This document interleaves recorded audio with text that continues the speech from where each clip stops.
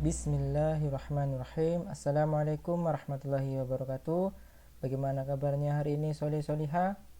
Bertemu lagi bersama Pak Giri di dalam pelajaran online kali ini.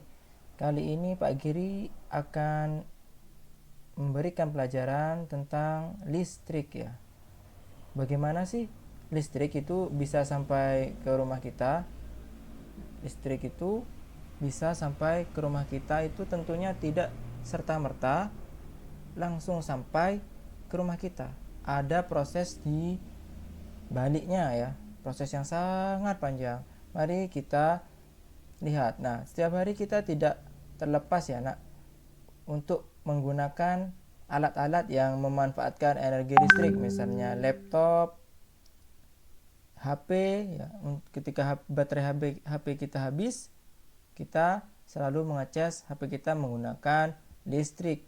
Begitu juga ketika kita ingin menonton televisi ya, menonton acara-acara yang bermanfaat, acara-acara edukasi, acara-acara keislaman seperti itu, tentunya kita menggunakan energi listrik. Bagaimana jika pada zaman dulu ya, zaman kakek nenek kita itu masih belum ada listrik? Suasananya pasti akan gelap sekali. Memasak masih menggunakan api, penerangan juga menggunakan api, dan menggunakan api itu kemampuannya terbatas. Suatu waktu api itu jika bahan bakarnya sudah habis akan mati. Jadi ketika kita lagi belajar nih pakai api atau pakai minyak tanah, pakai lilin, tiba-tiba lilin itu mati karena sudah habis. Nah, listrik itu bermula dari pembangkit listrik. Banyak sekali jenis-jenis pembangkit listrik yang ada di Indonesia ini ya. Karena di Indonesia ini sudah mulai berkembang ya. Coba kita pelajari atau kita cari tahu apa saja pembangkit listrik yang ada ya. Yang pertama, pembangkit listrik tenaga uap, yakni PLTU. Lalu pembangkit listrik tenaga nuklir yang biasa disingkat PLTN, pembangkit listrik tenaga surya yang biasa disingkat PLTS, lalu pembangkit listrik tenaga gas yang disingkat PLTG, pembangkit listrik tenaga air yang disingkat PLTA, pembangkit listrik tenaga panas bumi yang disingkat PLTP, dan pembangkit listrik tenaga diesel yang disingkat PLTD. Nah, sekarang kita memberikan contoh dulu ya, pembangkit listrik tenaga uap. Mengapa menggunakan pembangkit listrik tenaga uap? Karena ini yang sekarang paling banyak digunakan di Indonesia, termasuk yang ada di Python sana. Kalian pasti sudah tahu ya, jika hendak pergi ke Surabaya atau ke Malang, insya Allah melewati Python.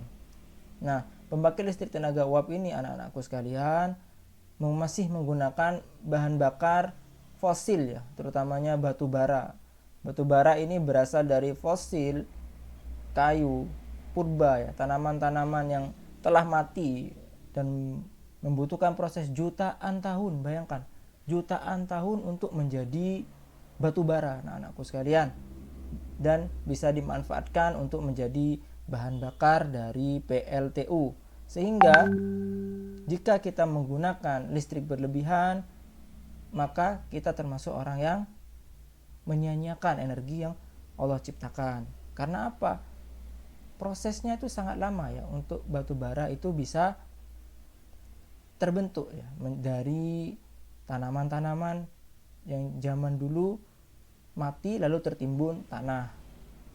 Nah, bagaimana sih prosesnya dari PLTU itu bisa sampai listrik itu kita nikmati sekarang ya ke rumah kita? Awalnya dari PLTU, lalu dari PLTU itu dialirkan menuju trafo ya. Nah, trafo gardu induk. Nah, ini trafo ini gunanya bisa untuk menurunkan dan menaikkan tegangan listrik. Nah, di trafo gardu induk biasanya untuk menaikkan tegangan listrik, lalu dialirkan ke tiang-tiang listrik ya. Listriknya tuh dialirkan ke tiang-tiang listrik melalui kabel.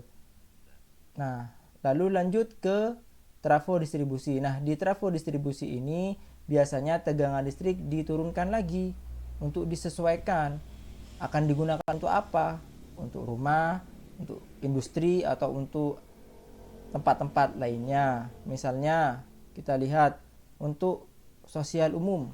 Nah, ini manfaat listrik untuk sosial atau untuk keperluan umum, misalnya masjid, misalnya tiang-tiang listrik di pinggir jalan itu untuk penerangan jalan.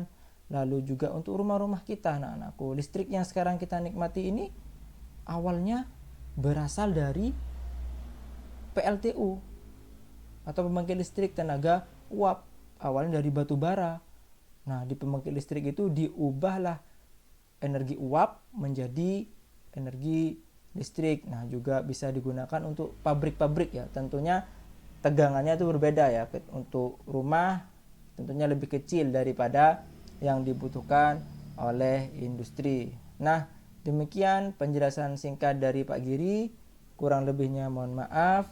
Apabila ada informasi atau penjelasan yang ingin kalian lebih tahu lagi, kalian bisa membaca di buku-buku referensi lainnya atau melihat di video-video pembelajaran yang lainnya. Kurang lebihnya Pak Giri mohon maaf. Wassalamualaikum warahmatullahi wabarakatuh.